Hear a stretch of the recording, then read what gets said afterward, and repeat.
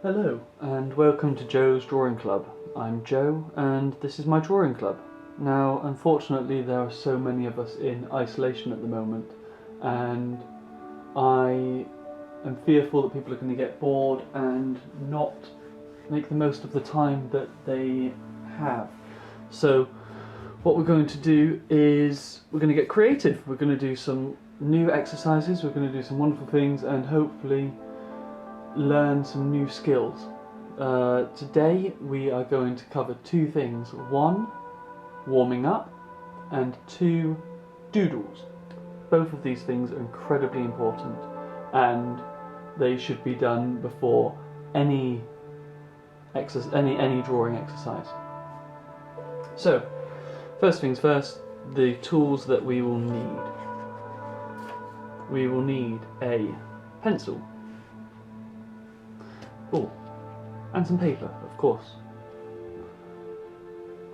A rubber, and for this lesson, a ruler.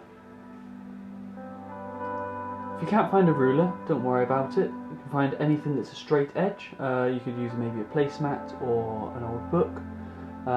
There's no real reason why we need the measurements for this time round, but it would be nice if we could potentially get a ruler for future lessons. Now, you will notice that I have more than one piece of paper here.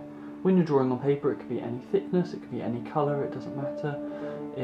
Paper is paper, but what I would suggest is having more than one sheet, just because it cushions the surface and it also means that you're not going to damage the surface and you're not going to have any lumps from the surface come through in your drawings. Right, so we need to use our hands, okay? We need to use our hands for drawing. We use our hands for a lot of things, but we need to have a lot of control when it comes to drawing. Your hands are fantastic instruments. They can do an awful lot of things. But first things first, we need to warm them up. Now, at the moment, we've been told to wash our hands thoroughly, to wash our hands as much as we possibly can. So we're going to use some of those exercises from washing our hands to warm up our hands. One of those is running your fingers through the gaps of your other fingers. So this is warming up here, here, here and here. And we're going to do that on both hands because actually even when you're doing that on this hand, you're warming up your fingers on these areas. So we want to warm our hands up, we want to manipulate our thumbs. Just imagine we've got soap on our hands and we are trying to get every area washed. So there's running like so, and one of them is taking the tips of your fingers, because these are incredibly important, and putting them into the palm of your hand, applying a bit of pressure and warming up the tips of your fingers. Your hands have some incredibly good muscles in them. In order to make those muscles do the best they can, they need to be warmed up and well exercised. It's the same as any other activity. If you're doing a sporting activity and you're going to go running, you want to stretch those legs before you run. So before you start drawing, you want to stretch those fingers. Now, we've done as much as we can do when it comes to washing and soaping our hands. Now the other thing we need to do is we need to stretch our hands. So we're going to prise our fingers as far away as from our hands as possibly can. We're going to really stretch those fingers. And then we're going to clench our fists as strongly as we can. And we're going to do that several times over to try to stretch those fingers. And then we're going to do a little bit of digit moving. So we're going to do this, a bit of movement, a bit of stretching. And now I think my hands are fully warmed up and ready to do some drawing. And today we are doodling. Now, doodling is very important. Doodling allows you to gain control over your pencil and make it do what you actually want it to do. Now, it's very easy to draw something but not think about it and for it not to come out the way you originally intended it to. So when we do our doodling, we're going to warm up and get those correct muscles working. one of the first exercises is creating a spiral.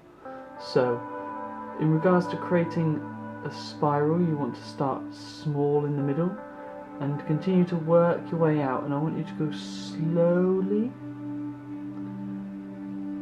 and calmly and try to keep it as consistent as possible. Try to keep that gap between those rings as equal as you can. And it doesn't matter if they're not, it doesn't matter if they cross over, it doesn't matter if I go like that, but we are trying to get as much control over our hand as possible. We're not creating a finished artwork. This isn't something to go up on the fridge. This is just us warming up our hands and creating that movement. Now the larger you go, the more difficult it's going to become. So it's always nice to work really tight and then move your way out.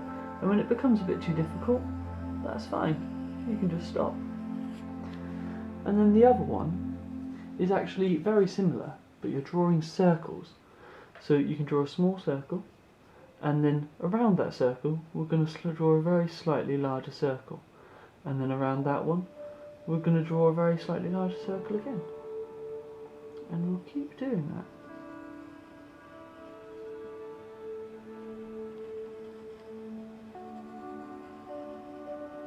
This is building up the correct muscles for your hand to be able to work in all directions. Now, for a hand that doesn't do an awful lot of drawing and isn't very well exercised, your first circles may be slightly square on one side. Now that will be because we haven't built up enough muscles on one side of our hand. When you're doing this, you're rolling your hand and you're trying to maintain control there. But the muscles sometimes get a little bit lazy and they can go, oh, I'm not going to do that, I'm going to just go over here. So don't be disheartened if your circles aren't perfect. All you need to do is just keep practicing. Okay? Keep working on it, and then you'll get better and better over time. And the other one we're going to do is squares. So I'm going to draw one square to start with, and then I'm going to work around, and I'm going to draw almost a box within a box within a box within a box. Now you could do something absolutely crazy and you could do a square spiral, but I mean, I don't want to blow anybody's mind, and the last thing I want to do is break the internet with my first video I create, so maybe we shouldn't go that bizarre right now. But there we go, there's some doodles. Those are just simple tasks that you can do to help manipulate your hand. So there we go, that's the first lesson. And all I want you to do from this lesson is take this away and draw some spirals, draw some squares, draw some square spirals if you're thinking that you're confident enough to do that. I mean, that's quite a tricky one, and have fun with it. And I've just realised that this lesson we didn't use the ruler, so sorry, but at least you have it for next lesson. Enjoy the rest of your day.